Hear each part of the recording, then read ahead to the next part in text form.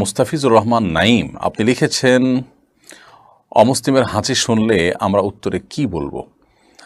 অমুসলিমের হাসি যদি আমরা শুনি তাহলে সেক্ষেত্রে তার জন্য ভিন্নতর কোনো কিছু বলবো এরকম কোনো বর্ণনা নেই। তবে সাধারণত কোনো মুসলিম যখন হাসি দেন তিনি হাসি ইয়েতে আলহামদুলিল্লাহ বলবেন। হাসি যিনি দিবেন তিনি আলহামদুলিল্লাহ বলার পর আমরা জবাবে ইয়ারহামুকাল্লাহ বলবো যখন যারা শুনবো তারা। এটা নবী করিম সাল্লাল্লাহু আলাইহি ওয়াসাল্লাম মুসলিমের অধিকার হিসেবে উল্লেখ করেছেন। হক্কুল মুসলিমে আদাল মুসলিমে সিত, এক হাদিস রয়েছে যে এক মুসলমান অন্য মুসলমানের প্রতি 6টি অধিকার রয়েছে। তো সেই অধিকারগুলোর মধ্যে থেকে একটি হলো এটি যে আলহামদুলিল্লাহ বললে আমরা বলবো ইয়ারহামুকাল্লাহ, আল্লাহ তোমার প্রতি রহম করুক। কোনো অমুসলিম হাসি দিলে তিনি তো আসলে আলহামদুলিল্লাহ বলবেন না।